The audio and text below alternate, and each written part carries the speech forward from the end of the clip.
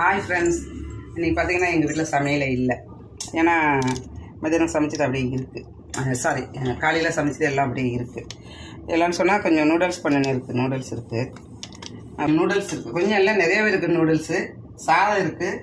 கொஞ்சம் அந்த கம்மங்களி கிண்டுன்னு இல்லையா, கம்மங்களி கிண்டுன்னு பாருங்கள். காலையில் அந்த கூழ் இருக்குது, கூழ். இப்போ பார்த்தீங்கன்னா வந்துட்டு அதனால் இதை வச்சு மத்தியானம் அட்ஜஸ்ட் பண்ணிக்கலாம். ஏன்னா நான் எங்கள் வீட்டுக்காரரு என் தங்கையோட பிள்ளை இங்கே இருக்காப்புல, தம்பி கீழே போயிருக்கான். அவனும் எங்கள் வீட்டுக்காரர் கீழே போயிருக்காங்க.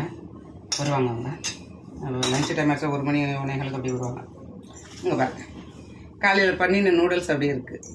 அதனால் இவங்க 2 பேரும் தாராளமாக அப்பா பிள்ளை 2 பேரும் தாராளமாக சாப்பிட்டுட்டோம். அவங்க சாப்பிட்டாங்க. அவங்களுக்கு திரும்ப காலையில் இருந்து தான் தம்பி சாப்பிட்டான், தங்கச்சியோட பையன் சாப்பிட்டான். அவரை பார்த்திங்கன்னா இதை பார்த்திங்கன்னா இது கூழ் இருக்குது பார்த்திங்களா, கூழ் இருக்குது. இதை வந்து நான் சாப்பிட்டுக்குவேன். இது இதில் சாதம் இருக்குது, நேற்று வச்ச சாதம், ஒரு ஆள் சாப்பிட்லாம். அதை வந்து தயிர் ஊற்றி நல்லா பிசைஞ்சு அது சாப்பிடும். மாங்காய் ஊறுகாய் இருக்குது, மாங்காய் பச்சடி இருக்குது, தொட்டு சாப்பிடுவோம். அப்புறம் பார்த்திங்கன்னா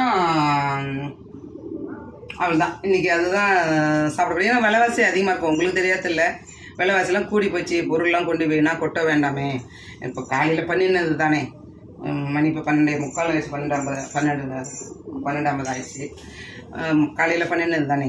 ஜஸ்ட் ஒரு சூடுக்கு ஸ்ட்ரீமில் வச்சு அந்த சூடாக்கி சாப்பிட்டோம்னா வேலை முடிஞ்சது. மத்தியானம் வேலை. எனக்கும் சமையல் வேலை மிச்சம். எனக்கு கால் வலிக்குது இன்றைக்கி. இன்னும் கொஞ்சம் நிறையவே நடந்துட்டேன். அப்புறம் கடைக்கு வேறு போனேன்னா கொஞ்சம் வெயிட்டு தூங்கிட்டு வந்தேன். அதனால் கால் வலி வந்துடுச்சு.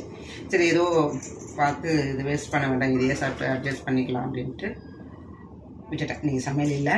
அப்புறம் உங்கள் வீட்டில் என்ன சமையல்னு சொல்லுங்கள். இந்த வீடியோ பிடிச்சிருந்தா லைக் பண்ணுங்கள், கமெண்ட்ஸ் பண்ணுங்கள், சப்ஸ்கிரைப் பண்ணிவிட்டு பாருங்கள். சப்ஸ்கிரைப் பண்ணினீங்கன்னா இதாக இருக்கும், நல்லாயிருக்கும். என்னடா நான் அடுத்து போடுற வீடியோலாம் உங்களுக்கு உடனே வரும். அந்த பெல் ஐக்கானே டச் பண்ணி விட்டுருங்க. உடனே உங்களுக்கு வீடியோஸ் வரும். என் வீடியோ பிடிச்சிருந்தால் லைக் பண்ணுங்கள், கமெண்ட்ஸ் பண்ணுங்கள், சொல்லுங்கள். நல்லா இருந்தாலும் சொல்லுங்கள், நல்லா இல்லைன்னாலும் சொல்லுங்கள், திருத்திக்கிறேன். ஏன்னா நான் புதுசு, யூடியூப் வந்து நான் புதுசு. என்னடா இந்த வயசில் இப்படி யூடியூப் திறந்துருக்காங்கன்னு சொல்லி நினைக்காதீங்க.